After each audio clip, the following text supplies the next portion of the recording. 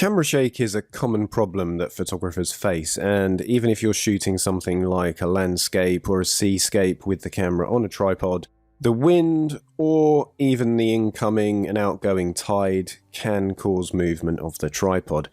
So here I have a shot that at this magnification looks really nice and sharp, and even if I take it into about 50%, it still doesn't look too bad. But if I go into 100%, you can see that it's not quite sharp and that there is a very small amount of camera shake present.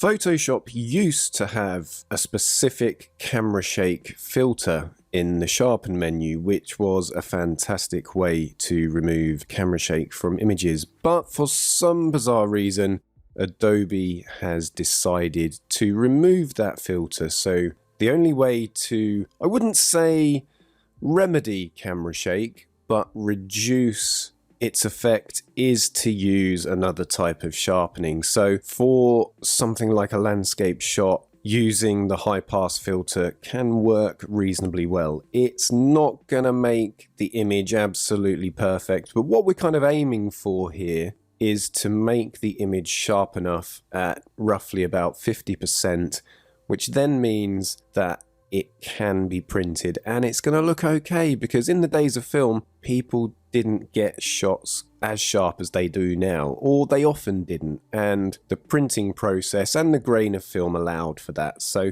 we can get away with a lot more than we realize with digital photography. The only problem with it is that we can pixel peep and we can zoom right in and we can see even the smallest imperfections. So I'm going to stay zoomed in here and I'm going to hold down Control and J. That would be Command and J on a Mac. So that's going to give me a copy of the background layer so that all the adjustments I make are on a new layer. And you have to do this with high pass anyway. So let's go up to the filter menu, down to other, and then choose high pass. So what we're aiming for here is to see the outlines of the image. So I'm actually going to zoom out. So I'm just going to hold down Control and 0. Again, that would be Command and 0 on a Mac. And I'm just going to bring the slider over to the right until I start to see the kind of outlines of the image here. So I can roughly see it at 5, but I'm going to take it up to 7 because I want to apply a much stronger effect. High pass is a really brutal and unforgiving type of sharpening, so you have to take real care with it. It really accentuates textures and it doesn't work for all images. And like I say, because we don't have that camera shake specific filter anymore, we have to use other ways of doing it, and this is one method that works. Not as well as the old filter that's been removed, but it does a reasonably good job. So I'm going to stick with 7 here, which is quite a high amount.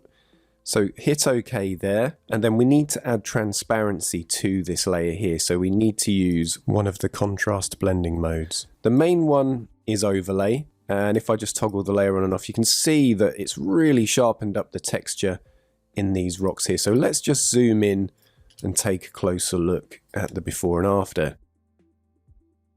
So you'll see there we're getting a lot more definition, but the effect is a bit too strong.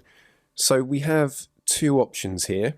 We can either reduce the opacity of this layer to reduce the effect of the sharpening, but before we do that, we could just try the soft light blending mode, which is the same as overlay, but it's not quite as strong. So that is producing a much more natural result. And you'll see, if you just watch this line here, you'll see without that filter, there's a bit of a haze, it's a bit fuzzy. But then once we put that filter layer back on, so the high pass sharpening layer, we're getting a much more defined edge. Now, one thing you have to be really careful of with this is halos. So I'm just checking the top of Mamtor here to make sure that there isn't a halo. So that is working really quite well for this image.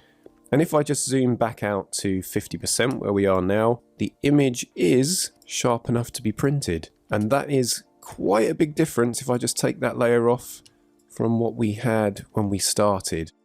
As I said before, it's not a perfect fix, but in some instances of camera shake, using the high pass filter can sharpen the image enough to make it print worthy.